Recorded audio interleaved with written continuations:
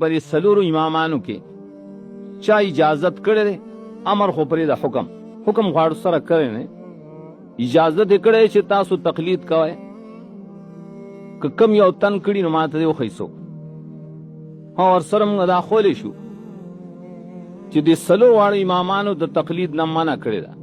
سلو واړو منع کړی ده.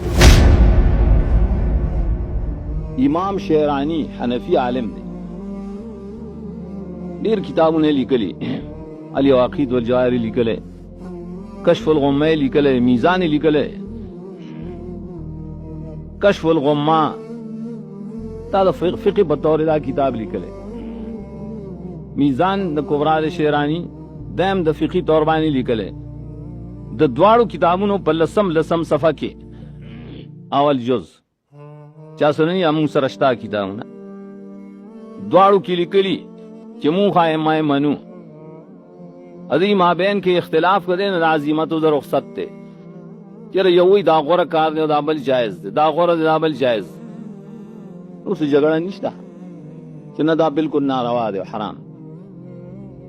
ولیکن هغه وی که یو سړی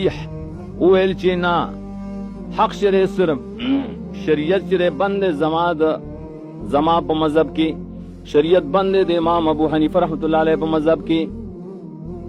ناغوی فقط اتا باب من الکبائر دا الفاظ پنځپیر شیخ القرآن اللہ یو بخی اب اکثر د امام شیرانی حوالی مونږ ته پیش کوله دا امام شیرانی دا په سر کې لیکلی سړی چا حق په یو امام پورې منحصر کوي چې بس امام حنیفه مسلک حق دی نور نه ادا اخلم نور نه دی سړی د ګناه په کبایر او ګناه کې یو غټ کبیره تر عدل وکړ ولې ځکه چې دا بے دلیل کار کوي کا تو ګور امام ابو حنیفه رحمۃ اللہ علیہ کم ځای کې پوخ دلیل والا عالم بیا وګوره د امام شافعی رحمۃ اللہ علیہ بل ځای کې یو پوخ دلیل والا بل ځای د امام مالک رحمۃ اللہ علیہ دلیل هغه ځکه ما مخکې عرض وکړ چې بعضې احادیث صحیح ته رسېدلي او بعض ته نه رسېدلي او زه کله مثال پیش کوم اسی یو مثال دی خلکو مثالونه پیش کی قرآن مثالونه پیش کی خو صحیح مثال بکاری صحیح مثال دار یو عالم نے مثلا په الله روان دی شاګرد ور سره دی او اکثر د ممندو کې داسې وخت کې روان دی چوبه نشته ادمانځه وخت پر راغی هغه استاد یې د مانځه وخت دی او راځي تیمم کو بس منځو کو بس تیمم کو منځو کو اخو فاز زمانه پس دا شاگرد بیا را رواني غنداو باندې راغی مثلا د توبه بیا ډېر شوی کنه ماسپخین وخرا نه مانځه وخرا دیوا سوې چې زما استاد د تیمم کړو زو تیمم کوم دی به تیمم کوي کړي با او دس کوي او دس بکی کنه او استاد په وخت کې خو بنه نه ځکه تیمم کا دلیل دانش پیش کولای چې زما استاد دې کې تیمم کړي زو کوم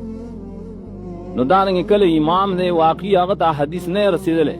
هغه غریب په قیاس باندې عمل کړي ولیکن مونږ ته حدیث را رسید مونږ وایي شر را بخرا رسیدلی خو یې به مونږ راسکو مونږ خپل امام سره مذهب نه پریرو دا خو دین نشه بیا چې خلک مونږ دې طرف ته راکاږي چې حدیث پرې ده بس امام پسې ځای حضرت ټولو نه هر بیان کې تپوس کوم تقریبا هر بیان کې هر ځای چې موږ مثلا تقلید کوو تقلید سید یو امام خبره بے دلیل منل دیو سړی دلیل منل دا تقلید معنا ده دلیل شته نشته لیکن ته به دلیل نه مانی آیا درې په بار کې پر سلورو امامانو کې چا اجازت کړي امر خو پرې د حکم غواړو سره کړي نه اجازت کړي چې تاسو تقلید کوئ که کم یو تن کړي نو ماته دی وښیسو اور سره موږ دا خولی شو چې د سلو واړو امامانو د تقلید نه منع کړی ده